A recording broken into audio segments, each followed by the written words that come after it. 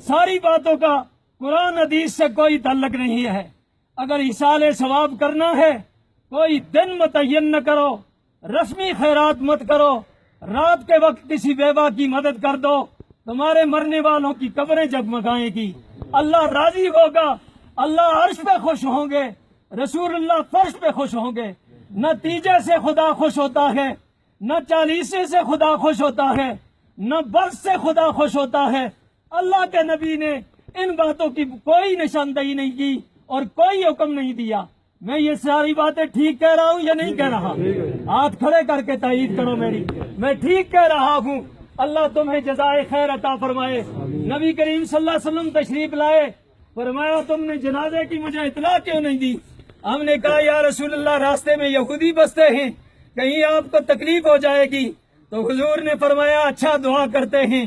کہا دعا یا نہیں کرتے؟ حضور نے فرمایا اس کی قبر پہ جاتے ہیں۔ سبحان اللہ کو، رات کا وقت ہے، حضور قبر پہ تشریف لے جا رہے ہیں اور جنازہ رات کو ہو گیا تھا، دن کا وقت ہے۔ جب قبر پر گئے عجیب دعا مانگی، خدا کی قسم صحابہ کہتے ہیں حدیث کی کتابوں میں اس جیسی دعا کوئی بھی نہیں ملتی۔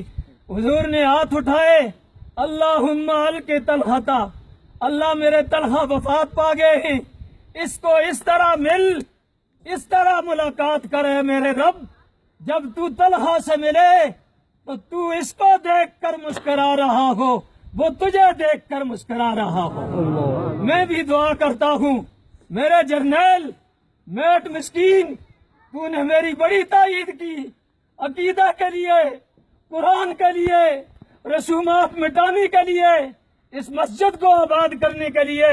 میں دعا کرتا ہوں اس مجمع کی وساطت سے اللہ اس غریب بے کس مسکین سے جب تو ملاقات کرے تو مسکرا رہا ہو، یہ بھی مسکرا رہا ہو، کوئی بعید نہیں ہے۔ رب قرآن حدیث کے صدقے میں ان کو بھی یہ نعمت نصیب فرما دیں۔ میں دلی تعزیت کا اظہار کرتا ہوں۔ کس کس سے تعزیت کروں؟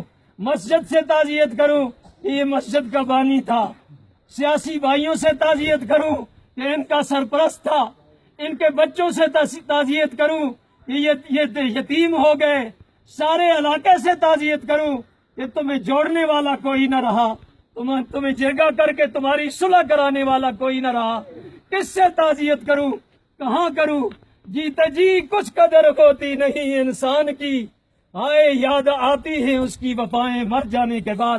ایک مرتبہ کوئی گلے شکوے ہوئے، میں نے کوئی گلے شکوے کیے، میں نے کہا میٹ صاحب میں نے اپنے انتظامی حوالے سے کوئی گلے شکوے کیے، تو کہنے لگے او خطیب صاحب یوں ہی باتیں نہ کر، ہم نے تیرے ہاتھ میں ہاتھ دیا ہے، بیعت کی ہے موت تک، جو تجھ بن نہ جینے کو کہتے تھے ہم، وہ وعدہ ہم وفا کر چلے۔